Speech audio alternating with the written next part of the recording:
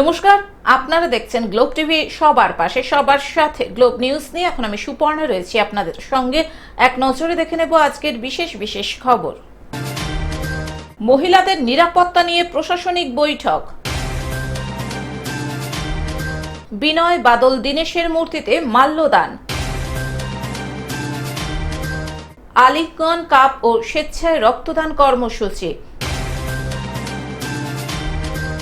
জুয়ারি মেলায় মহিলাদের ভিড়। থ্যালাসেমিয়া আক্রান্তদের দায়িত্ব নিল তৃণমূল পরিবার। আসছে বিস্তারিত খবরে। মহিলাদের নিরাপত্তা নিয়ে প্রশাসনিক বৈঠক। মহিলাদের নিরাপত্তা, বাল্যবিবাহ প্রতিরোধ সহ একাধিক বিষয় নিয়ে প্রশাসনিক বৈঠক করলেন জেলাশাসক নিতিন সিংহানিয়া। সোমবার মালদা কালেক্টরেট বিল্ডিং এর কনফারেন্স রুমে সমাজ কল্যাণ দপ্তরের আধিকারিকদের উপস্থিতিতে মূলত এই বৈঠকটি অনুষ্ঠিত হয়। সেখানে বিভিন্ন বয়সী মহিলাদের বিধবা এবং বার্ধক্য ভাতা সংক্রান্ত বিষয় নিয়ে আলোচনা করা হয়েছে।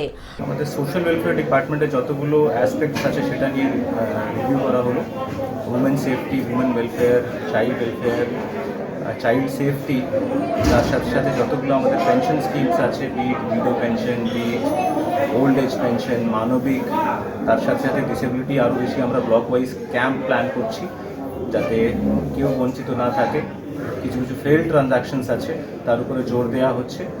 বাদ যায়নি লক্ষ্মী ভান্ডারের বিষয়টিও। এছাড়াও বাল্যবিবাহ নিয়েও বৈঠকের মধ্যে উদ্বেগ প্রকাশ করতে দেখা গিয়েছে একজন মহিলা আধিকারিককে।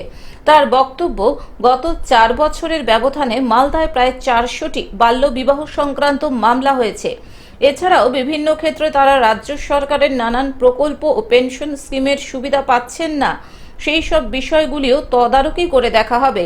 আমি বাইক দিতে পারি কিনা I don't know, but still I am saying যে আজকে মিটিংটা হচ্ছে এখানে একটা হোম করার জন্য।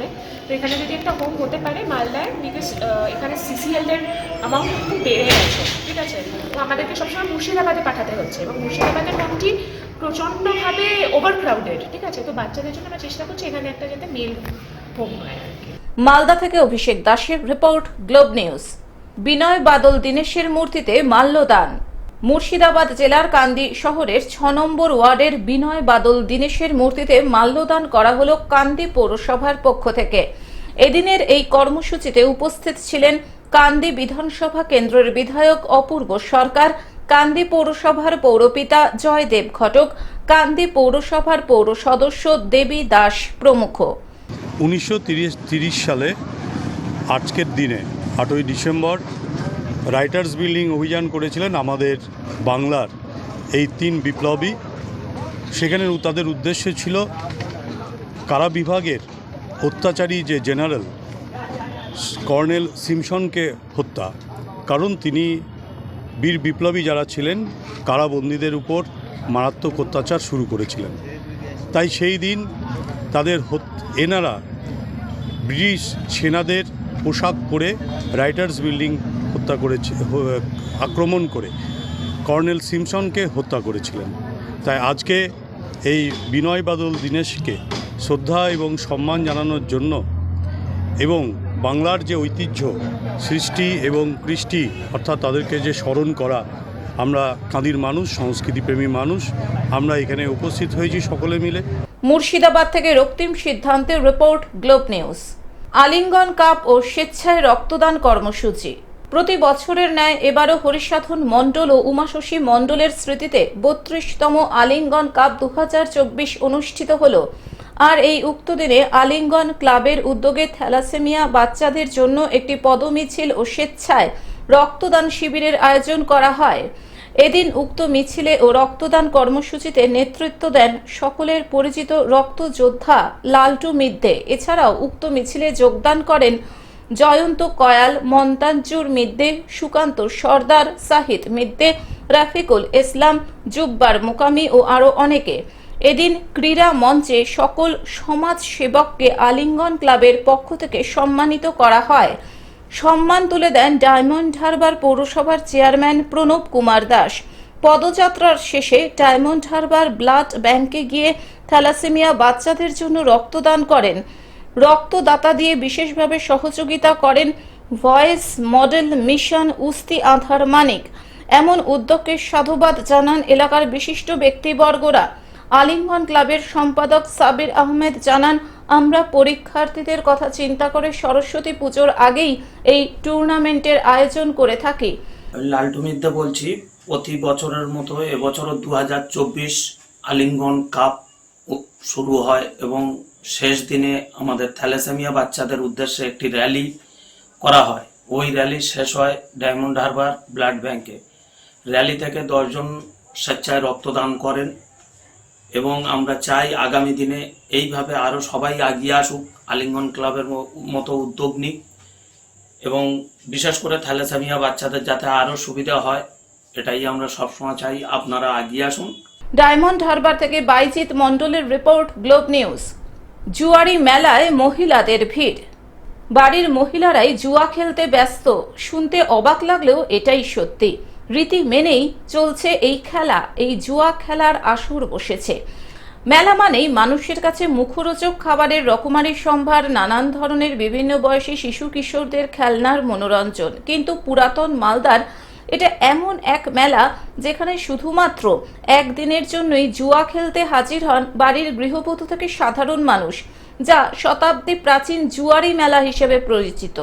মূলা ষষ্ঠী উপলক্ষে প্রতি বছরই সাড়ম্বরে এই মেলা পালিত হয়ে থাকে পুরাতন মালদা পুরসভার 3 নম্বর ওয়ার্ডের মোকাতিপুর এলাকায়। আর এই মেলাতে নজরদারি চালানোর জন্য থাকে সিভিক ভলেন্টিয়াররা। প্রচলিত আছে, মহিলারা এই মেলায় অংশগ্রহণ করলে সারা বছর সংসারে নাকি তাদের লক্ষ্মী লাভ হয়ে থাকে, পরিবারে আসে সুখ শান্তি। এমনই আশা নিয়ে প্রতি বছর পুরাতন মালদার জুয়ারি মেলায় ভিড় করেন সাধারণ ঘরের মেয়ে এবং গৃহবধূরা। আজকে আমরা ওল্ড মালদার বিখ্যাত জুয়ারি মেলায় এসেছি। আজকের দিনে আমরা মেয়েরা একদম মন ভরে জুয়া খেলি এবং সেখানে আমাদের জন্য সারাদিনের জন্য ছাড়। ছেলে মেয়ে উভয় নির্বিশেষে জুয়া খেলে। তো আপনাদেরও বলছি, আপনারাও খেলুন, আসুন খেলে দেখি। আপনি কি জুয়া খেলেছেন আজকে? হ্যাঁ, আপনি জুয়া খেলেছেন? হ্যাঁ অবশ্যই খেলবো। আজকে অনেকটা জুয়া খেলবো। জিতেছেন? আমি জিতেছি, আবার একবার হেরেওছি। তো একদম ফাইনালি জিতে যাই, তারপরে যাবো বাড়ি। এমনকি জেলার বাইরে থেকেও অনেকেই আসেন মূলা ষষ্ঠীর দিন এই জুয়ারি মেলায় অংশ নিতে। শনিবার সকাল থেকে মোকাতিপুর এলাকার খোলা আমবাগানে শুরু হওয়া মেলা চলে সন্ধ্যা পর্যন্ত। এই জুয়া খেলায় কোনো পুলিশি নিষেধাজ্ঞা নেই। বড়লোক গরিব লোক ভেদাভেদ নেই। মূলা ষষ্ঠী তিথিতে প্রাচীনকাল থেকে পুরাতন মালদা পুরসভার মোকাতিপুরে এই মেলা চলে আসছে। এই মেলা মূলত মূলা ষষ্ঠীর দিনেই অনুষ্ঠিত হয় এবং নিজেদের সন্তান কামনার জন্য মা লক্ষ্মীকে পুজো দেন তারা। মেলার পাশেই সতী বেহুলা নদীর জল খেয়ে শুদ্ধি হন মহিলারা এবং মায়েরা এখানে আজও ঐতিহ্য পরম্পরা মেনে পুজো দিতে আসেন। এই মেলা কতদিন থেকে আসছে? আমার মোটামুটি এখানে বিয়ে হওয়ার প্রায় 14 বছর হয়ে গেল। আমি 14 বছর ধরে এই মেলাতে আসি। এই মেলার ঐতিহ্য হলো আমাদের এখানে এটি মূলা ষষ্ঠীর দিনে এই মেলাটি হয়। আর এর বিশেষত হলো এখানে আমাদের এই মেলায় নেউরি পাওয়া যায়, এটাকে নেউরি মেলাও বলা হয়। এখানে সকলে মূলা ষষ্ঠীর দিন সকলে মায়ের কাছে পুজো দিতে আসেন। সকলে সন্তান কামনা, সবার ভালো পরিবারের মঙ্গল কামনায় পুজো করে থাকে। আর সবার প্রথমে আমরা এখানে এসে এই বেহুলা নদীর জলে আমরা নিজেদেরকে শুদ্ধ করে নিই। তারপরে সেই জল একটু মুখে দিয়ে আমরা আবার মায়ের কাছে গিয়ে পুজো করি। পুজো শেষে আমরা এই পূজার যে বিশুদ্ধ সেটা হলো এখানে জুয়া খেলা হয়। এখানে সকলে বউরা, মায়েরা, বোনেরা, এমনকি বাড়ির পুরুষেরাও এখানে এসে সবাই মিলে জুয়া খেলেন। আজকের এই দিনে এখানে কোনো বাধা থাকে না জুয়া খেলতে। সকলেই মোটামুটি সকলেই বয়স্ক থেকে শুরু করে বাচ্চারা সকলেই এখানে জুয়া খেলে। মালদা থেকে অভিষেক দাসের রিপোর্ট, গ্লোব নিউজ। থ্যালাসেমিয়া আক্রান্তদের দায়িত্বভার নিল তৃণমূল পরিবার।